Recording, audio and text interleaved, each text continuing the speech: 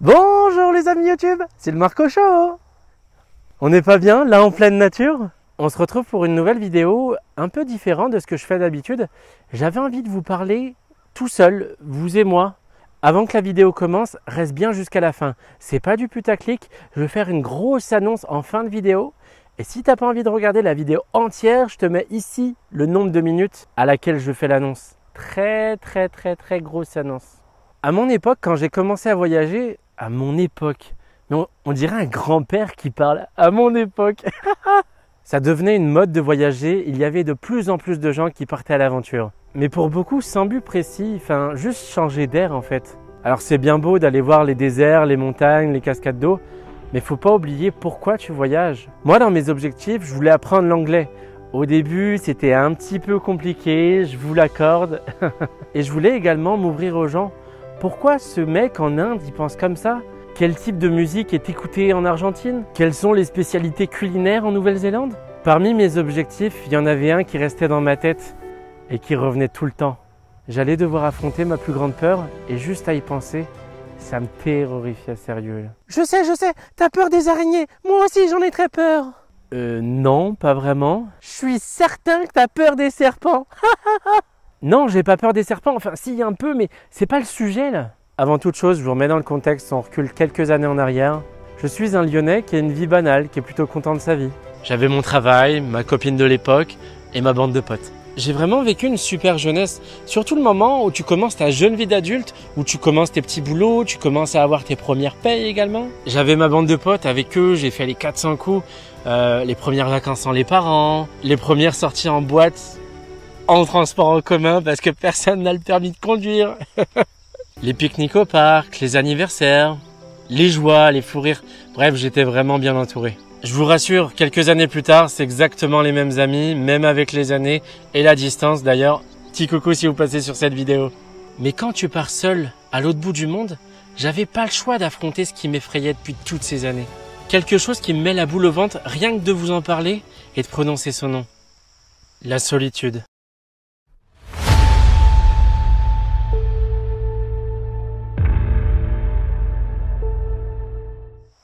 Oui, vraiment. Ça peut paraître anodin pour certains, mais j'avais peur d'être tout seul. J'ai toujours été entouré de mes amis. Aller dans un parc tout seul, aller manger tout seul, affronter des galères aussi tout seul. Et partir à l'autre bout du monde tout seul. Moi, Marco Show, partir à l'autre bout du monde seul? Non. Quand je suis parti en Australie, on était 4.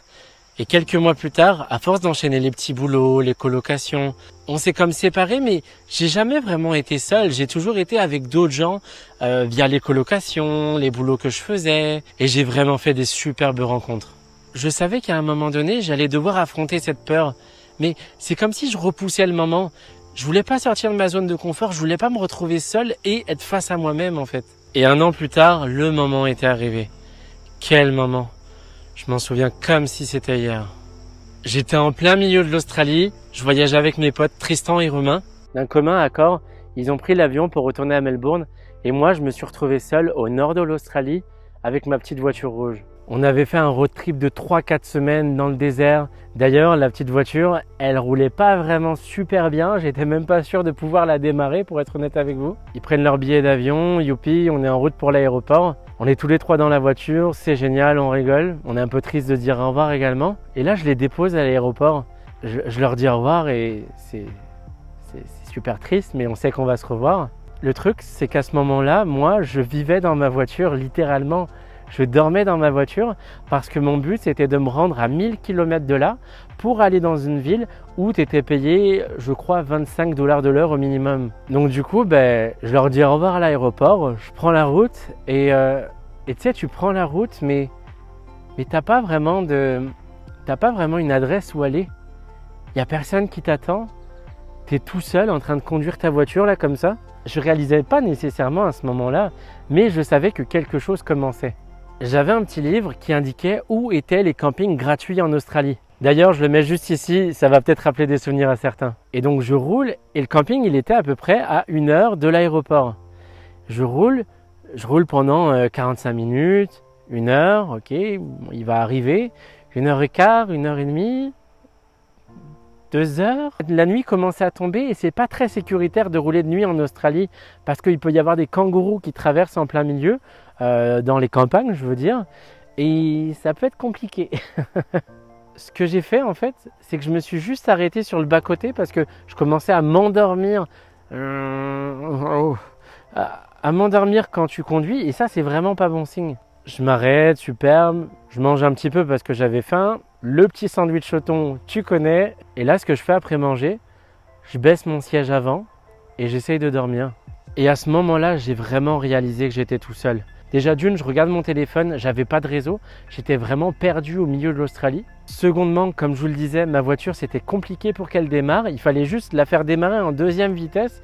Et normalement, ça devait fonctionner, mais elle pouvait me lâcher à tout moment. Et là, j'étais seul, tout seul, à ce moment-là, en plein milieu de l'Australie. Ça a été compliqué pour m'endormir. J'ai réussi à m'endormir à force de réfléchir et réfléchir. Bah, t'es fatigué et t'arrives à trouver le sommeil. Le lendemain matin, tu te réveilles, mais pas dans un hôtel 5 étoiles. Non, non, t'es juste dans une voiture au même endroit que t'es arrivé hier. Et là, ben, t'es tout seul encore. La voiture, j'essaye de la démarrer. La première fois, ça marche pas. La deuxième fois, ça marche pas non plus. Et la troisième fois, ça marche. Oh yes! Bon bah c'est parti pour la journée entière. Je vais rouler parce que j'ai 1000 km à faire, je vous le rappelle. Et pendant ce chemin, bah, tu te rends compte que tu es tout seul. Tu réfléchis sur ta vie. La route en Australie, elle est toute simple, c'est tout droit. Et à ce moment-là, là tu dis en fait... tu vas pas vraiment rencontrer des gens parce que tu es dans ta voiture. Les seules interactions que tu vas avoir, c'est pour aller mettre de l'essence ou aller manger un petit bout, mais c'est tout en fait. Tu es vraiment seul et c'était mon choix. Mais je le vivais extrêmement mal en fait. Je le vivais vraiment mal. Moi, ça me faisait peur d'être tout seul. Je te jure, je conduisais, je réalisais ce que j'étais en train de faire et j'étais terrorifié. J'avais des larmes qui coulaient toutes seules. Je me suis dit, mais t'es tout seul en plein milieu de l'Australie. Pourquoi tu fais ça, sérieux? Est-ce que t'es parti à l'autre bout du monde pour ça? Pendant ces quelques jours, il n'y a pas grand-chose qui s'est passé, mais en même temps, il y a beaucoup de choses. Le déclic, ça a vraiment été ce chemin de 3 jours à rouler. J'avais pas vraiment de communication avec Internet, etc. J'avais pas énormément de réseau. À force de rouler, j'ai trouvé un parc national où je me suis dit, bah tiens, je vais m'y arrêter, ça va me faire du bien, je vais marcher un petit peu, etc. plutôt qu'être dans ma voiture. Et c'est là que j'ai commencé un tout petit peu à comprendre, quand tu voyages seul, c'est toi-même qui fais tes propres choix. Si t'es en face d'une route et que ta seule possibilité c'est d'aller à droite ou à gauche, c'est toi qui le choisis, t'es maître de ton destin. Donc du coup, je décide d'aller dans ce parc national, ce National Park. Là, j'essaie de trouver un endroit sympa et je me gare à côté d'un gars qui voyageait tout seul également. Je veux pas parler vraiment au début, mais voilà, tu sais, je suis là pour faire ma vie, donc je gare ma voiture. Je commence à faire une petite marche et là, je me retrouve face à un lac. J'étais un peu triste à ce moment-là parce que c'était quelque chose de nouveau pour moi, Et je me suis dit, regarde, je vais me changer les idées, je vais me poser au bord du lac. J'ai eu comme un déclic. Le lac était magnifique, mais c'était pas autant le paysage. À ce moment-là, c'est comme s'il y avait un voyage intérieur qui avait commencé à l'intérieur de moi et de voir le voyage d'une autre façon. J'étais assis au bord de ce lac, mais il y a un tas de questions qui arrivaient à l'intérieur de moi d'un coup. Wow, vous venez d'où là? C'est quoi? Mais je comprenais pas ce qui m'arrivait. C'était un sentiment agréable. Ça faisait quelques jours que j'étais en train de rouler dans ma voiture, à pleurer tous les soirs. Oh, je suis tout seul, je vais faire comment? Et là, je me retrouve face à ce lac et juste la beauté de la nature, tout seul. Et là, j'ai eu comme un déclic qu'en fait, c'est pas si mal de voyager tout seul. Ensuite, je suis retourné à ma voiture et je me suis dit, je vais aller parler au gars qui voyage tout seul également. Je lui ai juste dit bonjour, je vais parler un petit peu, mais je voyais qu'il avait pas nécessairement envie de parler. Tu sais, j'ai respecté son choix, donc je suis parti simplement. Quand tu voyages seul, ça veut pas dire que tu veux absolument parler à tout le monde. T'es pas obligé. T'as juste envie de voyager pour toi, vivre le voyage à l'intérieur de toi. C'était le cas pour ce mec-là, et je le respecte. Mais moi, j'étais tellement pas bien qu'il fallait que je parle à du monde. Il y a beaucoup de gens qui voyagent et qui fuient un petit peu leurs problèmes. Mais faut pas oublier pourquoi tu voyages. Quelle est la raison qui t'a poussé à prendre cet avion? Et ensuite, j'ai repris la route pour aller dans cette ville où tu gagnes super bien ta vie. Évidemment, j'ai pas vraiment trouvé de travail. Dis-moi dans les commentaires de cette vidéo si tu veux que je te raconte cette longue histoire très périlleuse. Après ça, tu fais tes propres choix. T'es tout seul, donc forcément les gens vont être plus à l'aise à venir vers toi. Et toi, soit tu décides d'être tout seul, ou soit tu décides d'être comme moi en disant « Bonjour, je m'appelle Marco, je voyage tout seul, tu veux être mon ami ?» J'exagère un petit peu, je suis pas comme ça du tout. Mais le fait de vaincre cette peur, ça a comme brisé la glace. Et ensuite, je suis allé en Nouvelle-Zélande tout seul. Je suis allé en Amérique du Sud tout seul également. Je parlais pas vraiment espagnol. Pour résumer, n'oublie pas la raison pour laquelle tu as décidé de voyager. Ça va être ta ligne directrice durant tout ton voyage. On en arrive à une partie importante de la vidéo, mon nez rouge. Moi, ce que je veux avec ce nez rouge, c'est simplement donner le sourire aux gens. Donc ce qu'on va faire, on va créer un hashtag ensemble. Hashtag sourire sans frontières. Sourire parce que j'aime vous faire sourire et sans frontières parce que je parle de voyage dans mes vidéos. T'as compris un petit peu? Ce que je veux dire avec ce hashtag, c'est qu'il n'y a pas forcément besoin de parler français ou anglais ou espagnol pour faire sourire quelqu'un. Des fois, juste avec un nez rouge, tu peux juste faire sourire les gens comme ça. Allez, souris. Donc je vais t'inviter à poster des photos sur Instagram ou me les envoyer si tu ne me suis pas encore, il est juste ici. Le but, c'est que tu prennes une photo de toi avec un nez rouge. Si tu n'as pas de nez rouge, c'est pas grave. Tu peux le faire avec du rouge à lèvres, tu peux le faire avec l'emballage des Babybel, du Stabilo. Tu peux même dire à tes amis qui ne parlent pas français de le faire. Voir vos photos, ça va me faire sourire et ça va nous faire sourire.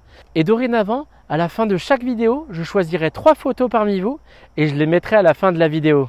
Exemple, Marco et le drapeau de la France, Ginette et le drapeau du Canada, Mohamed et le drapeau de l'Algérie. Juste pour prouver à tout le monde que le sourire n'a pas de frontières.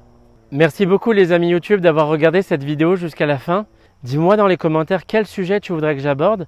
Mets ton petit pouce bleu également. Et abonne-toi, je me sentirai moins seul. On se retrouve pour une prochaine vidéo, en forme et de bonne humeur. Bye!